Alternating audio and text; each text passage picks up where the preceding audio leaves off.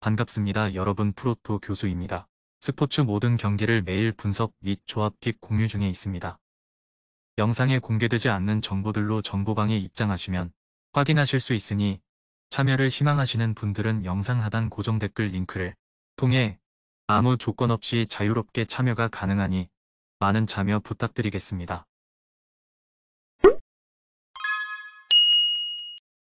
첫 번째 경기는 사수올로 대 AS 로마 한번 살펴보겠습니다. 사수올로는 최근 5경기서 1승 4패로 무너지며 순위 유지의 위기가 찾아왔습니다. 상대 중엔 상위 전력가 포함되어 있음을 감안할 필요는 있어 보입니다. 하지만 주축 공격진의 퀄리티 저하 문제를 극복하지 못하고 있습니다. 특히 일선에서 주전 공격수로 뛰고 있는 피나몬티의 부족한 생산력이 가장 큰 문제로 보입니다. 결국 팀 최다 득점이 3선인 프라티시일 정도로 후방 선수들에게 부담이 가중되다 보니 중원에서부터 밀리는 형국입니다. 심지어 주전 미드필더 로페즈의 경고가 사장 누적된 상태라 적극적인 중원 수비에 어려움을 겪을 가능성이 높습니다. 로마는 더비 매치의 아픔을 잊기 위해서라도 빠른 승리가 절실한 상황입니다. 하지만 공격에서 문제가 생겼는데 에이스 디발라가 부상으로 이탈한 것도 모자라 플레이메이커 펠레그리니까지 부상 악재가 터졌습니다. 이로 인해 벨로티, 에샤라위 등 후보 자원들이 기회를 받겠으나 이전 같은 공격력을 기대하긴 어렵습니다. 다행스럽게도 수비는 큰 문제가 없어 보이는데 특히 리그에서 로마의 단단한 수비를 뚫고 멀티 득점에 성공한 팀은 우디네세 1팀뿐인 것은 긍정적입니다. 양팀 모두 공격에서 마이너스 요소를 안고 있는 상황인 것은 사실입니다. 하지만 사수올로가 가진 상위 전력 상대로 고전한 것과 중원 핵심 멤버의 카드 누적 등의 변수가 더 크게 작용할 것으로 보입니다. 거기다 공격에서 주전 도약의 기회를 잡게 될 로마의 후보 선수들의 활발한 움직임이 예상됩니다. 핸디캡 접근은 조금 무리가 있어 보여서 로마의 승리만 픽하는 게 바람직해 보입니다.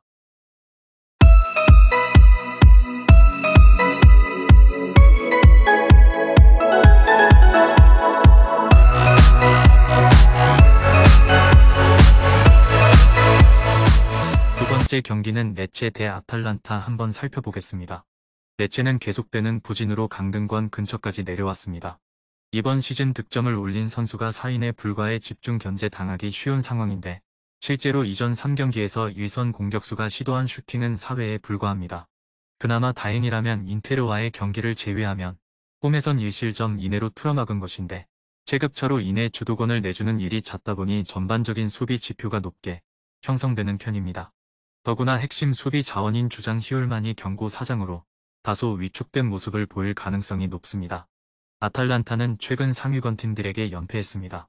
심지어 주말엔 인테르와의 경기가 예정되어 있어서 이번 레체와의 경기를 총력전으로 임할 가능성이 상당히 높습니다.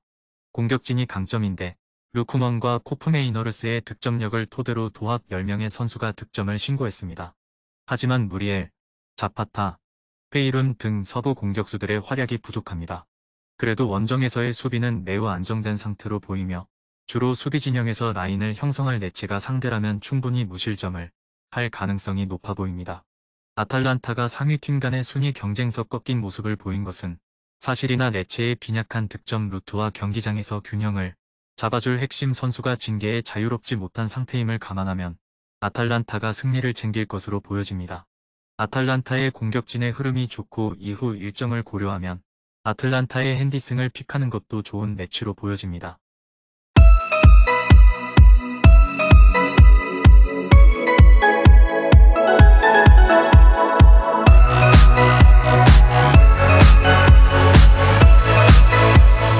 세 번째 경기는 토리노 대 삼프도리아 한번 살펴보겠습니다. 토리노는 볼로냐전 뼈아픈 패배 덕분에 상위권 도약에 실패했습니다.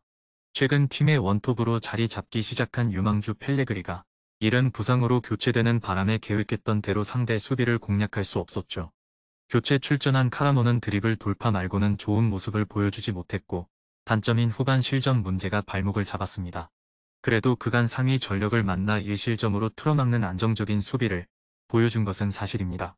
다행히 삼프도리아는 조커 카드로 내세울 공격수가 없는 상황인 점은 다행스러워 보입니다.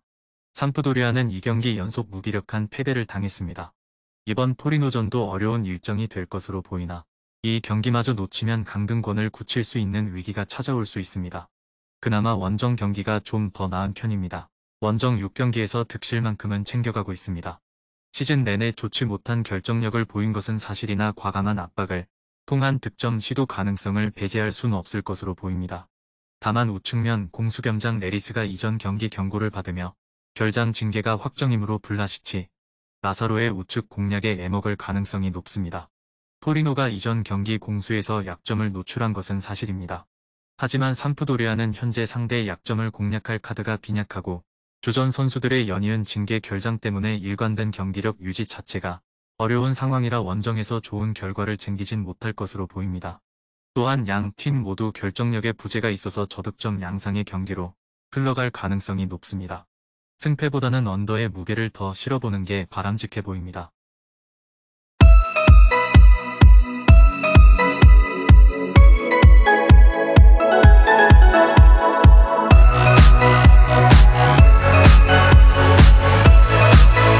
마지막 네 번째 경기는 인터밀란 대 볼로냐 한번 살펴보겠습니다.